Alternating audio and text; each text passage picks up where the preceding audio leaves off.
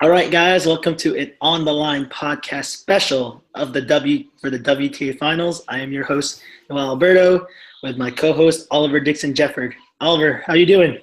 I'm good. How are you, Noel? Doing great. So the singles draw for the WTA Finals in Singapore has just come out. Doubles draw will come out sometime in a few days. We will talk about the 8 teams there. But briefly, we're going to talk about very quickly the WTA Finals award, not WTA Finals, but the WTA award winners. So, Player of the Year, as you correctly called, went to Garbine Muguruza. I said Alina Svitolina would win it because of her consistency over the year, but the big titles, including the Grand Slam and World Number One, gave the edge to Garbi. Yeah, I think it was the fact that, she had the Wimbledon title. She won a Premier as well. I think that really was the deciding factor. Obviously, getting to number one was a big thing as well. Like you said, Svitolina has probably been the most consistent player this year, but obviously she's won. She won in Rome, she won in Toronto, she obviously won in, I think, Dubai as well. But only a quarter final at the French Open, the best slam result, and that's probably what led her to not win in the end. So I think Muguruza is a deserving winner. It's such an open year. You could make a case for anything. She hasn't actually dominated. She hasn't always played well. But then she has won 2 big titles, so that's always going to go in your favour. Yeah, most definitely. So, 24th woman WTA history to become world number one and second from Spain. So, great history from her. And then obviously we talked about the big titles, Cincinnati, Wimbledon. So plenty of those. And first to qualify for Singapore, which we will talk about in a little bit. Doubles team of the year, what we expected, Hingis and Chan. I mean, not a surprise because of the injury to Maddox Sands, but this is just brilliant. 9-0 in finals this year. Yeah, they've been a real revelation. Obviously, they just paired up together. Obviously, Hingis has risen back to world number one.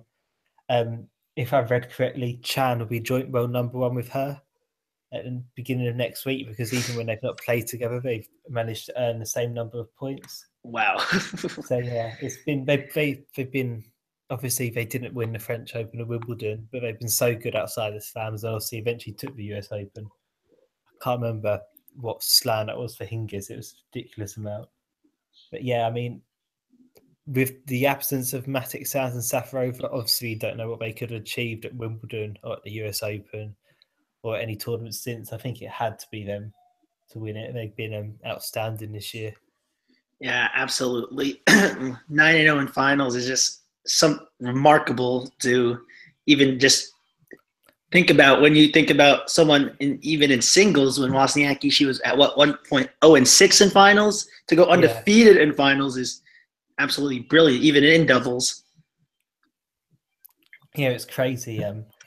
Just, if they got there, they just always won. I mean, occasionally they didn't get there, like we mentioned, but, they were just, I'm not sure what it was, whether it's the mentality or just the confidence, because there's a lot of times they've been in tight matches, they've pulled through, and I think that's been crucial for them. Yeah, most definitely. So now our pick for most improved player of the year was, both of us had Svitolina, because the jump to top 20 to be inside the top 10 and top 5 is so massive.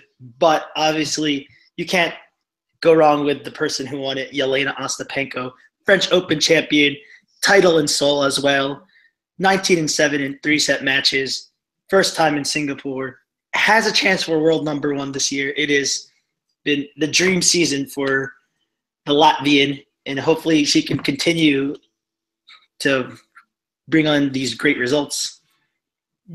Absolutely. I mean, obviously, like we said, we would have both gone for Svitolina, but I don't think anyone would take it away from Ostapenko.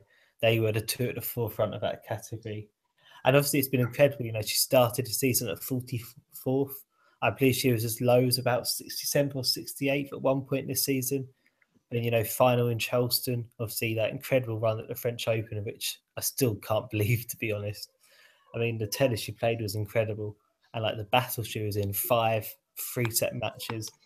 Crazy, obviously, quarter final at Wimbledon as well. title in Seoul, which I think was big, to win a first lower level WTA title outside of the French Open. And, obviously semi-finals at both the Asian Premier events in Wuhan and Beijing.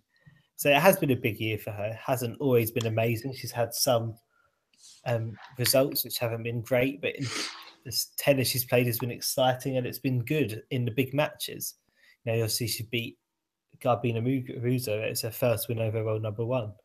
Obviously beat Simona Halep in the French Open final, where if Halep had won, she would have been world number one. And Ostapenko was a huge underdog. So it's been just a real breakthrough for her this year. It's been unbelievable. Yeah, most definitely. Nothing to take away from Ostapenko and the other women who were nominated for most improved, as Coco Vandeweghe, we mentioned Svitolina already, Christina Mladenovic, and Garcia. So absolute loaded field there. And then now we move to newcomer of the year. So our pick was both Marketa Vondrousova from the Czech Republic, but obviously not Cici Bellis. We've heard of her for a few years now because of her U.S. Open upset over Sibylkova a few years back, and she is your 2017 newcomer of the year. Ended last year 90, and now she had a career high 35, currently at 44. So she's done very well this year, and very exciting for U.S. tennis to have her around. I mean, she's had a very good year. It's been great. I mean, very consistent. Obviously picked up a couple of big wins, beat Franska early on in the season. Challenged Azarenka at Wimbledon. So yeah, she's played very well this year. She's you can think of a couple of good results she's had. Obviously, I would have stood by my choice of Vondrousova because of the way she broke through in BN early on in the year. But I think Bellis is a strong choice, and she's someone you're looking forward to potentially bring it year. Yeah, I mean, I definitely saw Cici back in 2014 when she beat Domi, and I was very excited to see the prospects of her, but make sure that the hype was not too much that it overwhelmed her, and that's definitely something she's done well, not succumbing to the pressure of the quote unquote next American star. Yeah, I mean, obviously there's going to be a lot of pressure on her. Obviously, you've got your Venus and Serena not to be around forever, and obviously those the likes of Sloane Stephens and Madison Keys around. But I think America puts a lot of pressure on people, and they want all the good people to be American people. Yeah. So I think there's a lot of expectation. Obviously, sport in America. I mean, obviously you're American, but it just comes across as a huge thing. And you think obviously everyone puts pressure on people from their country, especially when something's being held in that country. But the way you're Sloane Stephens and Venus are being cheered on at the US Open this year, it's crazy. So I think there will be a lot of pressure on her, but I think she has the mentality and the attitude to deal with that. Yeah, definitely. And then the comeback player of the year, we both chose Petra because of the amazing story, her comeback and everything. Sloane Stephens takes it though. Rank dropped as low as 957 in the world, and then turned action at Wimbledon, lost to Risk there, lost to Halep in DC, and then boom, semifinal in the Rogers Cup, semifinal Cincinnati in back-to-back weeks. And then, let's just cap off the magical U.S. Open season with a U.S. Open title. Yeah, it was a crazy run of form. I don't think anyone at all expected it.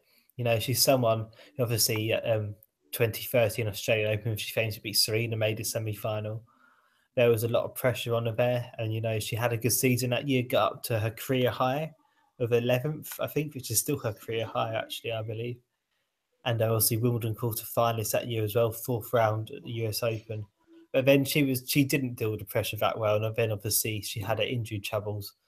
11 months out, she came back and she was virtually a whole new player. I think much more calm on court, less afraid, and it paid off at the US Open because she was, completely in control of that final, never looked like losing it at all.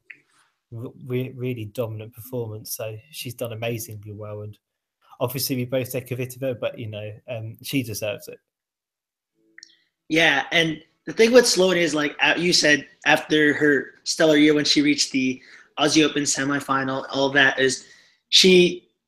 We know she had like the power game, but there were times, and there were a lot of times where she became too passive and she wasn't very confident in her shots, even though she had all the power and the talent to win, and then that kind of hindered her. So the confidence wasn't there, and then obviously the injury trouble. So it's great to see that with her new coach, that she's found the ground where she can be a power player, but also play comfortable in her own self.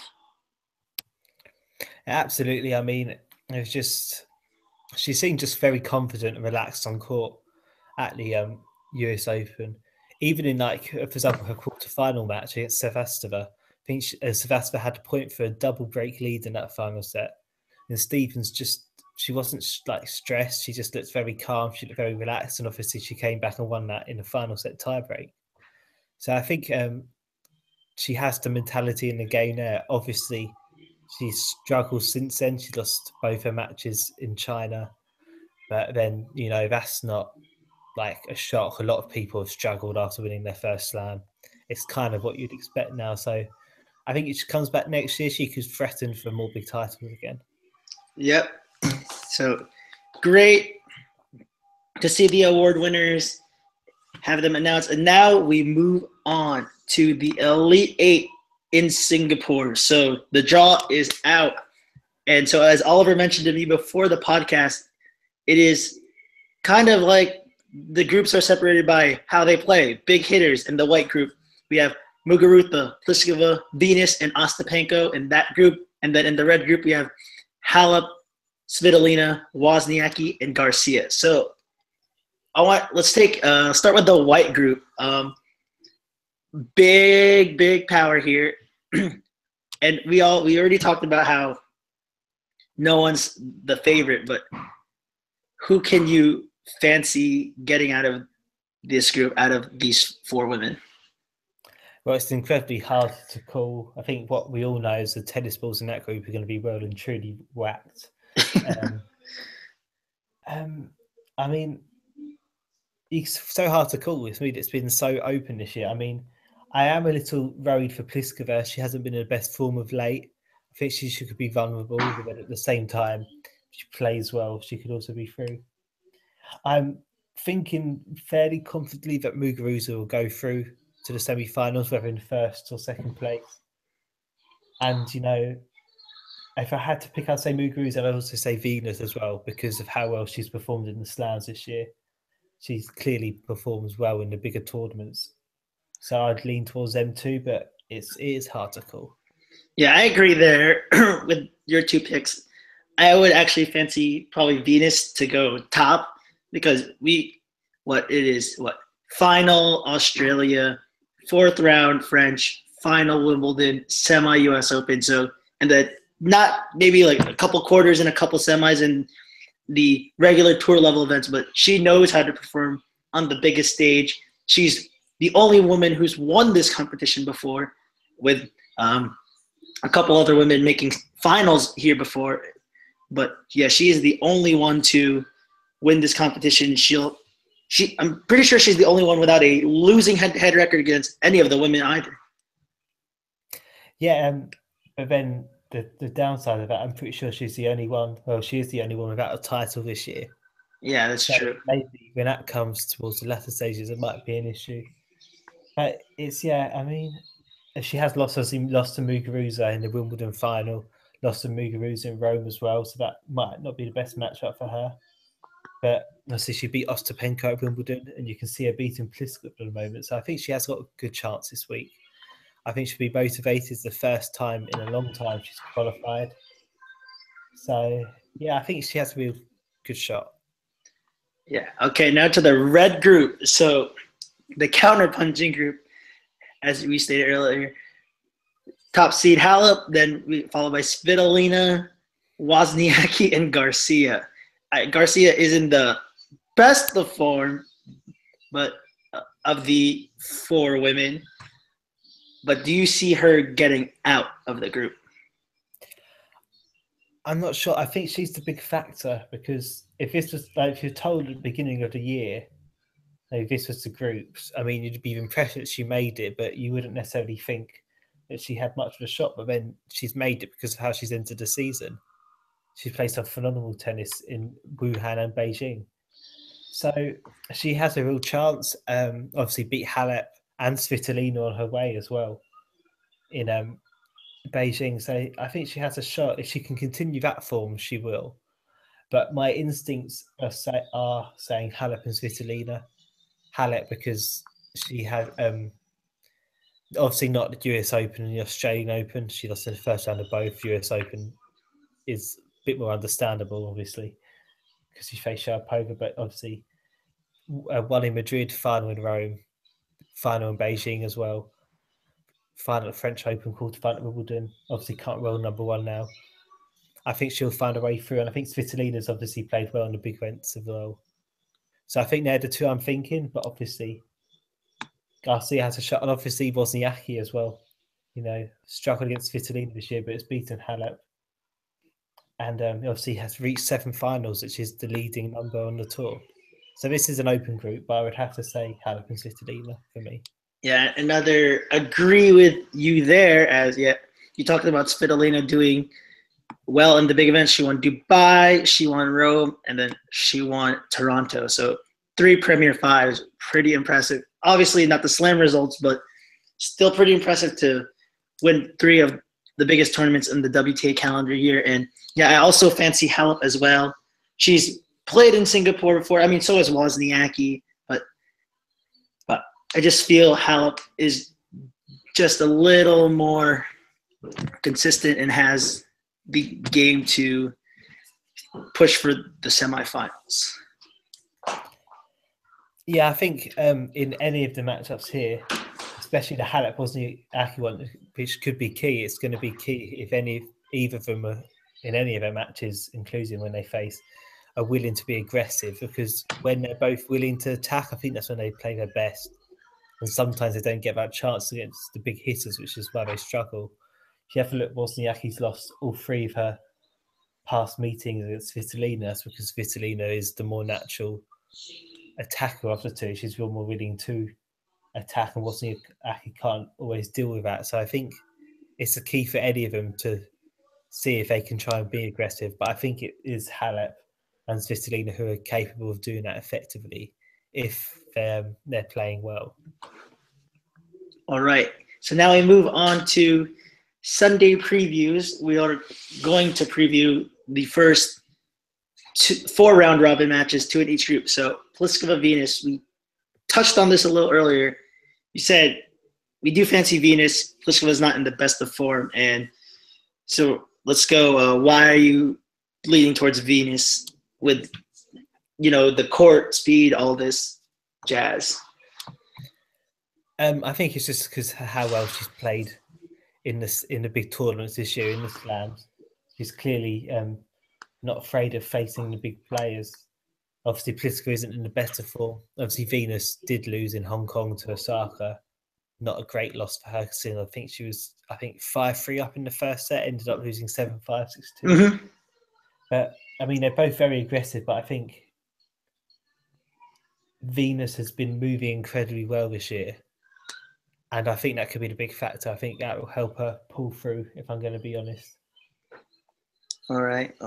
So are you taking Venus in straights or Venus in 3? I think 3 sets. I think it'll be tight. Agree. Yeah, and obviously in this round robin format, a set, especially if you especially if you win it like convincing, like a 1-6 or 6-1 or a 6-2 or even a 6-0, it's huge for your chances if you go 1 and 2. All right, so now Muguruza and Ostapenko. This will be the ball. I mean, we already know the ball's going to be destroyed, but I feel like the ball will really be destroyed in this one. Absolutely. I mean, they played a very good match in Wuhan a few weeks ago. Obviously, I think Ostapenko won that something like 1-6, 6-3, 6-2. So obviously, she had a poor first set and really turned it around. So obviously, Ostapenko did win that match. I'm thinking Muguruza for this one. mainly because I think on her day she is the more consistent of the two. Obviously, she's played well in this. She's played well in the slams as well this year. You know, second week at all of them. Only her and Venus have done that. So obviously, title in Cincinnati as well. I'm leaning towards her in 3 sets as well, but I wouldn't be surprised if Ostapenko won. Oh yeah, I wouldn't be surprised either, because on her day, Ostapenko is just gonna paint those lines, find those corners, make it hell for Muguruza. Well, not hell, but you know what we mean. She will make it difficult for her to just return anything. Well, yeah, I'm leading Muguruza in straights, but very tight. I'm thinking maybe a tiebreak and maybe a 6-4 or 7-5 in there, so it would still give Penko a good chance to sneak in to the semis with obviously 2 more round robins. So first off in the other group, Halep and Garcia. So I'm leading Simona here, but been a while since she's played. Obviously, we know Garcia's form is very good, but leading Halep in because she's had the experience here in Singapore. Garcia, first timer here, at least in singles, so I think Halep should be fine here. I'm leaning towards Halep as well. Obviously, Garcia did win in Beijing, but I think with that match, it was obviously an emotional one for Halep because she just come off the high of knowing she secured the world number 1 ranking. I think she's had a couple of weeks to deal with that now with the world number 1 officially next to her name. And I think she'll edge this in, I think, maybe 2 tight sets in a similar scoreline to maybe the final in Beijing. I think Garcia won that something like 6-4, 7-6. It'll be something similar to that, I think, but in favour of Halep. Yeah, I agree. It's going to be tight. I mean, I don't expect any of these matches to be blowouts. So yeah, it should be tight there. Go around the same scoreline. I'm predicting as you. Then we have Svitolina Waz, and you said earlier that Waz has not beaten Svitolina because Svitolina is the more aggressive of the two, and it should be the same here, where I don't think it'll be like the Toronto final where Svitolina just killed Wozniacki. I think Wozniacki will put up a good fight, but Svitolina's a more aggressive play style should get her through in the end. I mean, it's hard not to go against. It's hard. I mean, you have to go for Svitolina with this. I think they played 2 big finals this year, and she's won both in straight sets fairly comfortably. So I'm leaning towards her in straight sets. But I think it'll be interesting to see, particularly Wozniacki, how they both play, because obviously after the first match, it's still all to play for. And I think both of them have a good shot of beating either Halep or Garcia if they would play well. Yeah. All right. So now we tackled our previews for the matches Sunday and Monday. Talked about obviously the field, but here's what we're also here to talk about. Everyone, bar Caroline Garcia, can reach world number 1 in Singapore. So that means Halep, Muguruza, Pliskova, Svitolina, Venus, Wozniacki, and Ostapenko if things go well. So, Oliver, who ends the season world number 1 out of these 7 women? Oh, that's a difficult question. I'm going to narrow it down to 3 to begin with. I'm going to say I think it will either be Halep, Muguruza, or Svitolina. Stop taking my answers, but okay. Yeah, so I think they're the 3 that I would be surprised if there's anyone else. Very surprised. I mean, I know Ostapenko's won a slam, but I think she has to win a title and hope results go her way. Oh, yeah. It's going to be a huge ask. She'll probably have to go 3-0 and win the title. So I'm going to say Muguruza. All right. This is a tough call.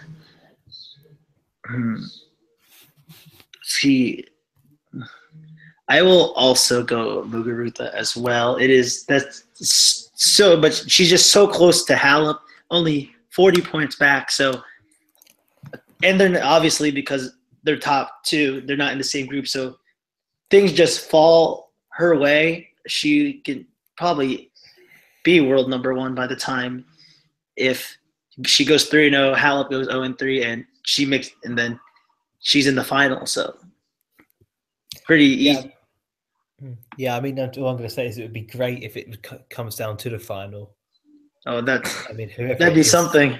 Winner takes all, that'd be amazing. But obviously, chances are it won't work out that way.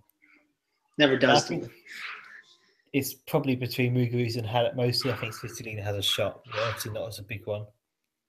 Yeah, she's 600 plus points behind them, so she'll probably need all the round robin points that she could get, and then the title, at least the title. So that's something we shall see. So now the doubles field, the doubles draw comes out a little later. I believe it's the 24th of October it does. But now the 8-team field is set after Kiki Bertens and Johanna Larsson clinched the spot this week. So we have Shannon Hingis, Makarova Vesnina, Barty Delacqua, Babos Lavashkova, Gronfeld, Peschke, Dabrowski, Yifan, Klepak, and Martina Sanchez, and then Bertens Larsson. So we obviously don't know the draw, but pretty sure I know in doubles is usually a crapshoot for the most part when I've been watching, especially. Do you remember 8th seed or even 7th seed Suarez Navarro and Muguruza making it to the final one year? So it's very open. But do you fancy anyone outside of Chan Hingis though? I mean, they're the favourites, and it's a pretty open field. There's some names there you wouldn't expect it at the beginning of the year. I mean, like Bertens and Larsson, for example, they've done very well to qualify. I mean, I can only really see in the top 3 seeds, which is obviously Chan Hingis, then Katerina Makarova and Elena Vesnina, and then Ashley Barty and Casey Delacqua, who have been playing very well again after obviously Barty's return to tennis. I can't really see anyone outside that taking the title. Obviously, it's possible. I mean, it's a not straight knockout format, so the top seeds will have to be on their game straight away. It's not like the group stages when they could potentially afford like one bad match. But I would have to say it's going to be Chan Hingis for the title, probably. Yeah, I agree with you there, and I'm probably thinking they'll face Barty Delacqua or Makarova Vesnina in the final. So and obviously we know you said Chan Hingis are going to be world number one. So it's really no one else that I see besides Chan and Hingis winning the title. It just seems like since they've joined together, 9-0 in finals, it's just clicking their way. Let's just cap off the dream season in Singapore. 10 titles would be crazy. Yeah, 10-0 in finals too. So that means if they do it, we'll just see what they have to do for it encore next year. All right, Oliver, where can we find you on social media? Let's see if you get this time. At OliverDJ98_SJ. Perfect. All right. I am at Not First Noel, and then the podcast Twitter is at On The Line Pod. You can find us also on SoundCloud, where we post every podcast on. And then we also both write for Vavel USA. We will obviously be getting some content out for Singapore and the end of the year. So for the end of the year, we usually have our season reviews where we grade the season and then obviously look forward to the 2018 season in the WTA, where we'll welcome back, hopefully, a healthy Serena, a non-outside troubled Azarenka, and plenty other healthy players. So we will be back recording Sunday with our regular podcast beings. No WTA Finals talk there. We'll leave that for another time, but I am Noel Alberto with my co-host Oliver Dixon Jefford. We hope you all have a great day.